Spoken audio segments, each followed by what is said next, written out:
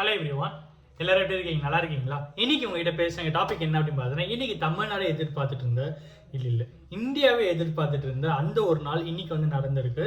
ரொம்ப ரொம்ப ஹாப்பியாக இன்னைக்கு யார் இருப்பாங்க இந்த உலகத்திலேயே ஒருத்தர் மட்டும் ரொம்ப ஹாப்பியாக இருப்பார். யார் அப்படின்னு பார்த்தீங்கன்னா, அது யாருமே இல்லை, நம்ம விஜயண்ணா மட்டும்தான். அண்ட் அவருடைய பதவியேற்பு விழாவிலிருந்து என்னென்னலாம் நடந்தது அப்படிங்கிற எல்லா விஷயங்களும் பாமர மக்கள்லேருந்து ரிச் பீப்புள் வரைக்கும் எப்படிலாம் செலிப்ரேட் பண்ணாங்கிற சில விஷயங்கள்லாம் நான் வந்து லைவாக பார்த்த சில விஷயங்கள். ஸோ அது எல்லாமே நீங்கள் உங்ககிட்ட ஷேர் பண்ணணும் அப்படின்னு சொல்லிட்டு நினச்சேன். ஓகேங்களா? ஸோ ரொம்ப நாளாக வந்து கஷ்டமாகவே இருந்தது. என்னடா இது இவ்வளோ தூரம் ஜெயிச்சு வந்து ஆட்சி பிடிக்க முடியலையே அப்படின்ற ஒரு வழி வந்து விஜயநாக்கு இருக்குமே அப்படின்ற ஒரு யோசனை வந்து இருந்துகிட்டே இருந்தது. அதுக்கான ஒரு பலனா இன்னைக்கு என்ன ஆச்சு அப்படின்னு பார்த்தீங்கன்னா, விஜயநாக்கு வந்து நேற்று விசிகேலேருந்து நிறைய கட்சிகள் ஆதரவு கொடுத்ததுனால, சிபிஎம், சிபிஐ, அப்புறம் காங்கிரஸ், விசிகேன்னு நிறைய பேர் கட்சிகள் ஆதரவு கொடுத்ததுனால இன்னைக்கு விஜயண்ணா வந்து சிஎம் ஆயிருக்காரு. ஓகேங்களா? எங்கள் வீட்டு பக்கத்தில் இருக்கிறவங்களாம் வந்து பார்த்தீங்கன்னா, ஐயோ நம்ம தம்பி வந்து ஜெயிக்கணும் அப்படின்னு சொல்லிட்டு நான் வந்து கோயிலில் தேங்காய் உடைக்கிறதுலாம் வேண்டிக்கிட்டேன். அவர் ஜெயிச்சிட்டா நான் சூரிய தேங்காய்லாம் உடைச்சிட்டேன். இப்போ என்னடான்னு பார்த்தா அவரால் ஆட்சியே பிடிக்க முடியல. திரும்பவும் நான் வந்து வேண்டின்னு இருக்கேன். 3 தேங்காய் நான் உடைக்கணும்னு வேண்டியிருக்கேன். அவர் கண்டிப்பாக ஆட்சி பிடிச்சிருவாரு. பிடிச்சாருன்னா நான் 3 தேங்காய் உடைக்கிறேன் அப்படின்னு சொல்லிட்டு ஒருத்தர் சொன்னாங்க. யார் அப்படின்னு பார்த்தா யாருமே இல்லை, நம்ம வீட்டுக்கு பக்கத்தில் இருக்கிற ஒருத்தர். ரொம்ப இப்போதான் கொஞ்சம் கொஞ்சமாக அப்படியே லைஃப் படிப்படியாக மேலே ஏறி வர ஒரு பர்சன். ஓகேங்களா? அண்ட் அவங்க வந்து ஒரு கம்பெனியில் ஒர்க் பண்ணுறாங்க. ஓகேங்களா? ஒரு 10,000 சேலரிக்கு ஒர்க் பண்ணுற ஒருத்தர். அவங்க இந்த மாதிரி ஒரு விஷயம் சொன்னாங்க. என்னடா இது இந்த அளவுக்கு ஒருத்தருக்கு இருக்கா அப்படின்னு சொல்லிட்டு எனக்கு ரொம்ப கஷ்டமாக இல்லை. எதுக்கு கஷ்டம்னா, இவ்வளோ தூரம் இருந்தால் அவரால் முடியலையேன்ட்டு இவ்வளோ பேர் கஷ்டப்படுறாங்களே என்ற ஒரு ஃபீல் இருக்குல்ல அது. ஸோ அதுக்கப்புறம் என்னாச்சு பார்த்தீங்கன்னா, இன்றைக்கி வந்து விஜய் நான் வந்து சிஎம் ஆகுறாரு. நான் ஆக்சுவலி நான் வந்து சென்னை வந்தேன். ஓகேங்களா? ஸோ நீங்கள் சென்னையில் ஒரு சின்ன வேலை இருந்தேன், அதுக்காக நான் வந்திருந்தேன்.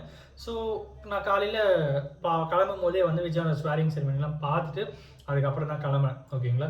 ஸோ விஜய் நான் வந்து பதவியேற்புலேருந்து அதுக்கப்புறம் வந்து ராஜ்மோகன் வரைக்கும் மினிஸ்டர் பதவி ஏற்றுக்கிட்ட வரைக்கும் நல்ல எல்லா விஷயங்களும் பார்த்துட்டு அதுக்கப்புறம் நான் வந்து காரில் கிளம்புனேன். என்னோடய ஸ்ட்ரீட்டில் விட்டு நான் மெயின் ரோட்டில் வரும்போது நிறைய டிவிகே கேடர்ஸ், டிவிகே மெம்பர்ஸ் அது மாதிரி கேக் வெட்டி செலிப்ரேட் பண்ணிட்டு இருந்தாங்க.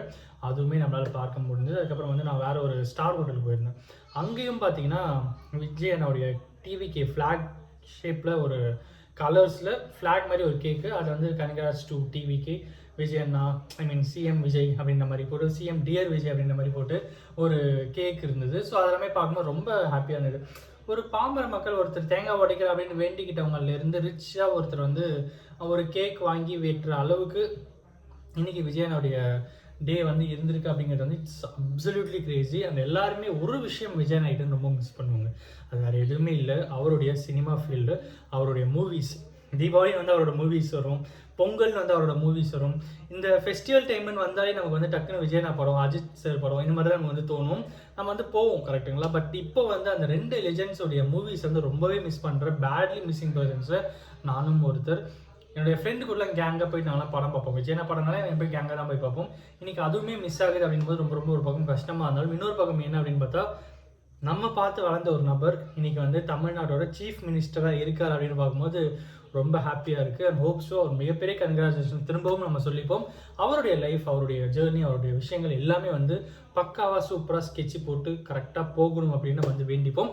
இன்றைக்கி இதை நான் உங்கள்கிட்ட ஷேர் பண்ணணும் அப்படின்னு நினச்சி, இனிமேல் நம்ம தமிழ்நாடோட சீஃப் மினிஸ்டர் அப்படின்ட்டு வரும்போது விஜயண்ணா அவருடைய ரிமார்க்கபிள் ஹிஸ்ட்ரி கண்டினியூ ஆகணும் அப்படின்ட்டு வேண்டிக்கிட்டு இந்த வீடியோ முடிப்போம். இந்த வீடியோ ஒருத்தருக்கு நாலேஜ் நான் நம்புகிறேன். Thanks so much.